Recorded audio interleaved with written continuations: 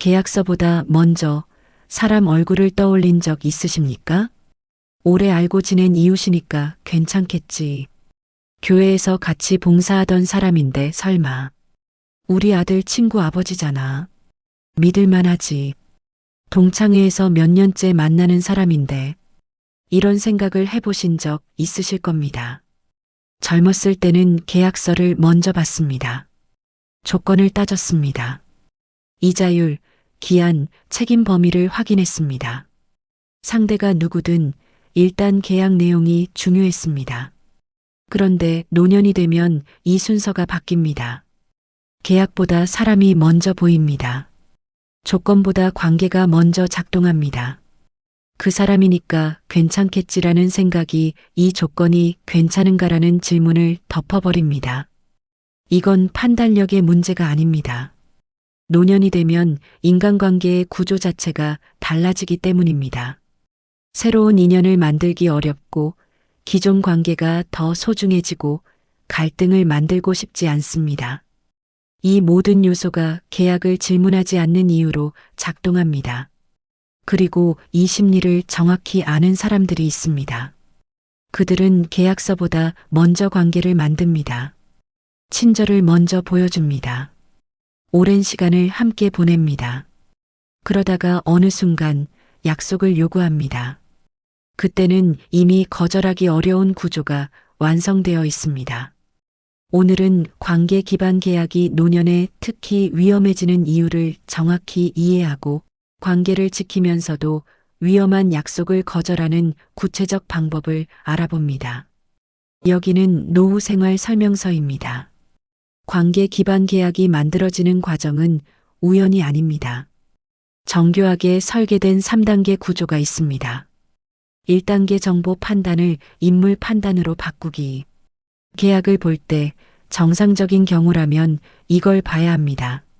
조건이 무엇인지, 기한이 언제까지인지, 책임은 누가 지는지, 문제가 생기면 어떻게 되는지.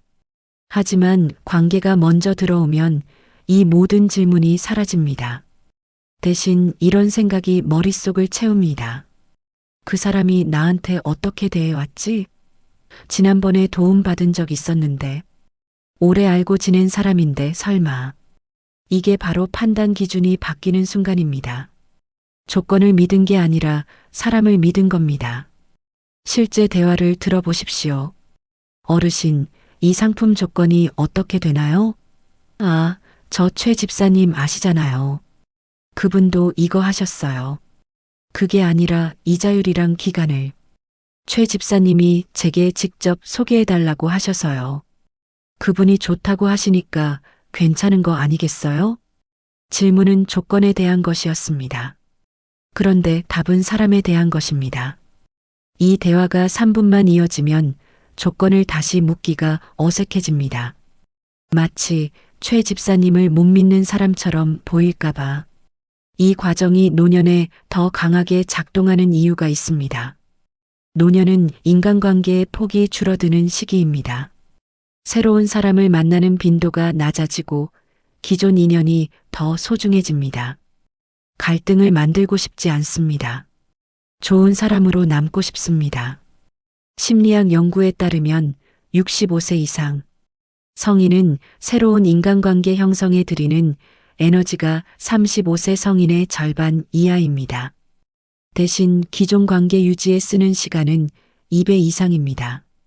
이 말은 무엇을 뜻합니까?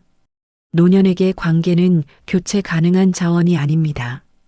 대체 불가능한 자산입니다. 그래서 관계를 위협할 수 있는 질문을 하지 않게 됩니다. 2단계 계약을 말로 바꾸기. 관계가 형성되면 다음 단계가 시작됩니다. 계약이 사라지는 단계입니다. 그냥 이렇게 하자. 나중에 정리해도 돼. 우리 사이에 뭘 그렇게까지. 이 말이 나오는 순간 이미 계약은 사라졌습니다. 남은 건 관계 유지라는 목적뿐입니다. 더 교묘한 방식도 있습니다. 글로 남기면 오히려 불편하잖아요. 서로 믿는데 종이에 뭐하러 적어요. 어르신, 저희는 가족처럼 지내는 사이잖아요. 이런 말을 들으면 어떻게 됩니까? 계약서를 요구하는 사람이 이상한 사람이 됩니다. 관계를 의심하는 사람이 됩니다. 실제 상황입니다. 그럼 이 내용 간단하게라도 정리해 주시겠어요? 어머 어르신, 제가 어르신 못 믿을 사람입니까? 그렇게 생각하시면 섭섭한데요. 아니, 그게 아니라 저희 이모님도 그냥 말로만 하셨어요. 벌써 3년째 잘 되고 있고요. 이 대화에서 계약서를 다시 요구할 수 있습니까? 분위기상 어렵습니다. 이미 못 믿는 사람이라는 프레임이 씌워졌으니까요. 뇌과학 연구에 따르면 70대 이상 성인은 사회적 거부 신호에 대한 민감도가 40대보다 약 40% 높습니다. 섭섭하다는 말 한마디가 젊은 사람에게는 단순한 감정 표현이지만 노년에게는 관계 단절의 경고로 느껴집니다. 그래서 말문을 닫습니다. 계약을 포기합니다. 관계를 지키기 위해서 3단계 거절을 관계 파괴로 인식시키기. 마지막 단계는 거절 자체를 불가능하게 만드는 겁니다. 젊을 때 거절은 이렇습니다. 이번엔 안 할게요. 그냥 선택의 문제입니다. 다음 기회가 있습니다. 하지만 노년의 거절은 다르게 느껴집니다. 이 사람과의 관계가 끝날 수도 있다. 단절의 문제가 됩니다. 왜 이렇게 느껴질까요? 첫째, 대안이 없기 때문입니다. 이 관계가 끝나면 새로운 관계를 만들기 어렵습니다. 둘째, 공동체가 좁기 때문입니다. 교회, 동호회, 동네. 거절하면 소문이 납니다.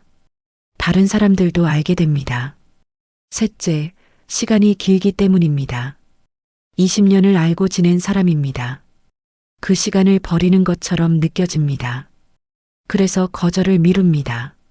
지금은 괜찮을 것 같아서, 말 꺼내기 어색해서, 분위기 망치기 싫어서, 나중에 말하면 되니까. 하지만 계약은 미룰수록 불리해집니다. 시간이 지날수록 정리하기 어려워집니다. 이 심리를 아는 사람들이 쓰는 말이 있습니다. 어르신만 믿고 하는 겁니다. 제가 어르신 얼굴 보고 말씀드리는 거예요. 이건 진짜 사람 보고 하는 제안이에요. 자세히 들어보십시오. 신뢰를 요구하는 말일수록 조건은 빠져 있습니다. 믿어달라는 말은 많은데 조건은 이렇다는 말은 없습니다. 정상적인 제안은 이렇습니다. 조건은 이렇고, 기한은 이렇고, 책임은 이렇습니다. 검토하시고 결정하세요. 조건이 먼저입니다. 하지만 관계 기반 제안은 이렇습니다. 어르신이니까 말씀드리는 건데 좋은 기회예요. 저만 믿으세요. 사람이 먼저입니다. 이 3단계가 완성되면 계약은 사라지고 관계만 남습니다. 그리고 문제가 생겼을 때 책임질 사람도 사라집니다. 왜 젊을 때는 괜찮던 관계 기반 약속이 노년에는 위험해질까요? 5가지 이유가 있습니다. 이유 1. 회복 시간이 없다. 30대가 100만 원을 잃으면 어떻게 됩니까? 일을 더 합니다. 몇 달 더 벌면 됩니다. 70대가 100만 원을 잃으면 어떻게 됩니까? 벌 수 있는 방법이 제한적입니다. 연금은 정해져 있고 일자리는 많지 않습니다. 회복 시간의 차이입니다. 젊을 때는 실수해도 만회할 시간이 있습니다. 하지만 노년에는 한 번의 손실이 돌이킬 수 없는 손실이 됩니다. 이유 2. 정보 확인 능력의 격차. 40대는 인터넷을 검색합니다. 리뷰를 봅니다. 커뮤니티에 물어봅니다. 계약 조건을 비교하는 사이트를 찾습니다. 70대는 어떻게 합니까? 주변 사람에게 묻습니다. 아는 사람의 말을 믿습니다. 정보 접근성의 격차입니다. 젊은 사람은 여러 경로로 검증할 수 있습니다. 하지만 노년은 제한된 경로에 의존합니다. 그래서 그 경로에 있는 사람의 영향력이 절대적입니다.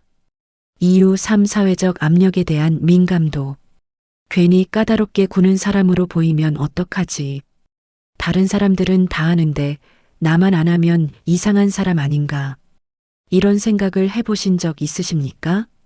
사회심리학 연구에 따르면 65세 이상 성인은 집단 압력에 대한 순응도가 35세 성인보다 약 35% 높습니다. 다른 사람들도 한다는 말이 젊은 사람에게는 정보일 뿐이지만 노년에게는 행동을 결정하는 압력이 됩니다. 특히 좁은 공동체일수록 이 압력은 강해집니다.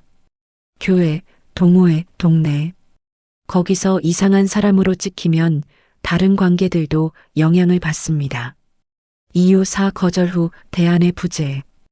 25세가 한 친구와 거절로 인해 사이가 멀어지면 다른 친구들이 있습니다. 새로운 친구를 만들 수 있습니다. 75세가 20년 알고 지낸 사람과 사이가 멀어지면 대체할 관계가 없습니다. 새로운 친구를 만들기도 어렵습니다. 이 차이가 거절을 더 어렵게 만듭니다. 거절은 단순히 한 가지 제안을 거부하는 게 아니라 관계 전체를 잃을 수 있는 선택처럼 느껴집니다. 이유 5돈보다 관계가 소중한 시기. 젊을 때는 이렇게 계산합니다. 이 관계 때문에 손해보느니 차라리 관계를 정리하자. 노년은 이렇게 생각합니다. 돈은 잃어도 되는데 사람까지 잃으면 안 돼. 가치의 우선순위가 바뀌는 겁니다. 젊을 때는 돈을 벌어서 관계를 새로 만들 수 있습니다. 하지만 노년에는 돈으로 관계를 살 수 없습니다. 시간이 만든 관계가 더 소중합니다. 이 5가지 이유 때문에 관계 기반 약속은 노년에 특히 위험합니다. 회복할 수 없고 검증할 수 없고 거절할 수 없는 구조이기 때문입니다. 그렇다면 어떻게 해야 합니까? 관계를 깨지 않으면서 위험한 약속을 거절하는 구체적 방법이 있습니다. 방법 1. 가족이랑 먼저 상의해 보겠습니다. 이 한마디면 대부분 멈춥니다. 왜 효과적일까요? 거절이 아니라 보류이기 때문입니다. 상대방을 직접 거부하는 게 아니라 절차를 거치겠다는 겁니다. 실제 대화입니다. 판매자 어르신, 이거 정말 좋은 기회예요. 오늘만 이 조건으로 가능하고요. 당신 좋은 제안인 것 같은데 애들이랑 먼저 얘기해 봐야 할 것 같아요.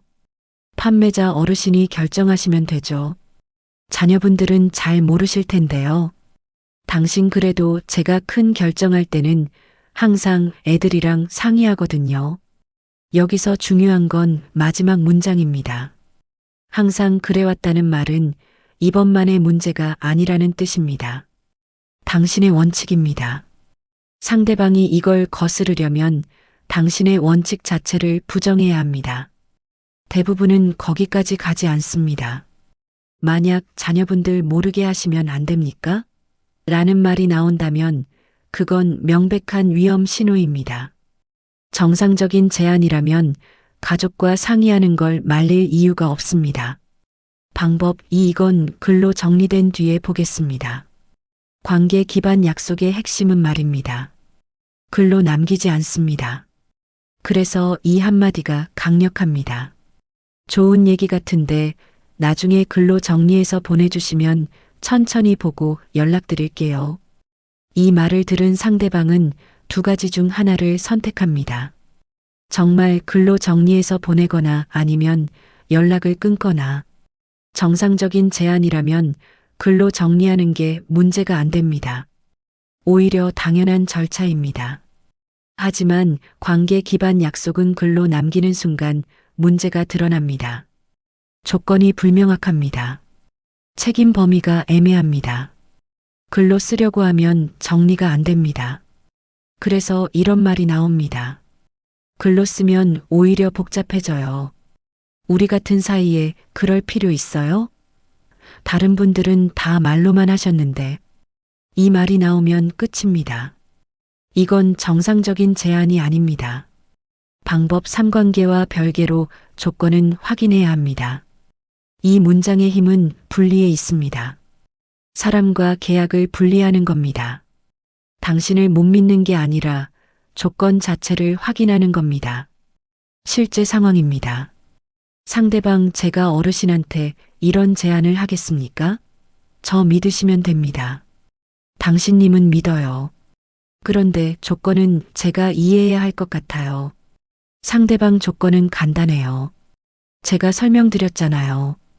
당신 설명 들었는데 제가 나중에 다시 보려면 글로 있어야 할 것 같아서요.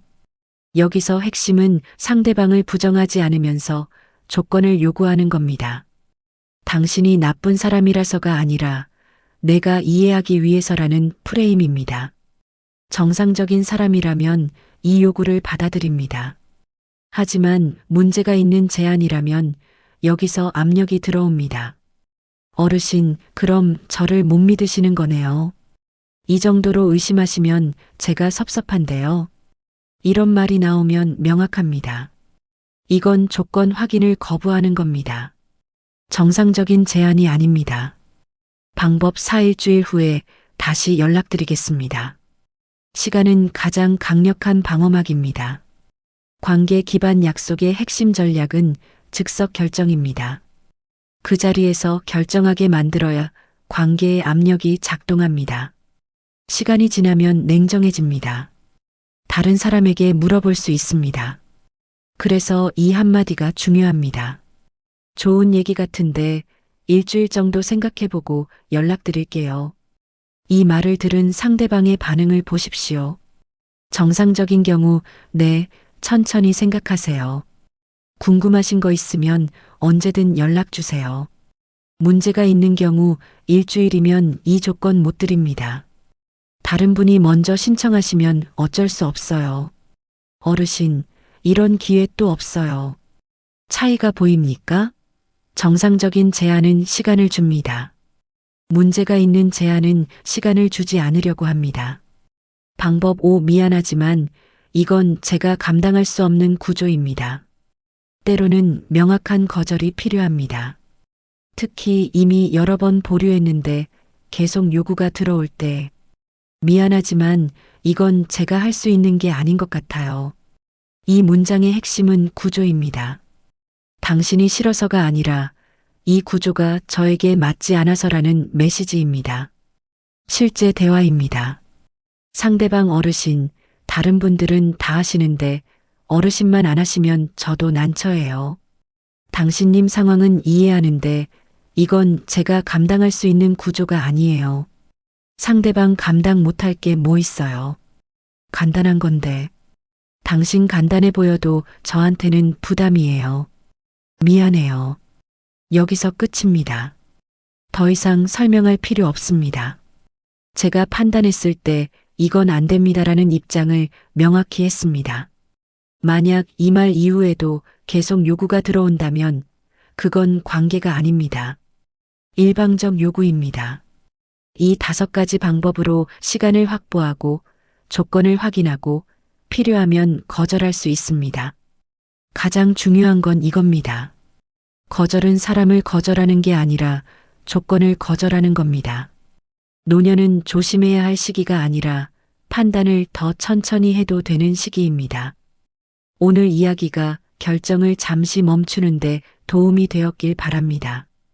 여기는 노후 생활 설명서입니다. 지금까지의 내용을 3가지 원칙으로 정리합니다.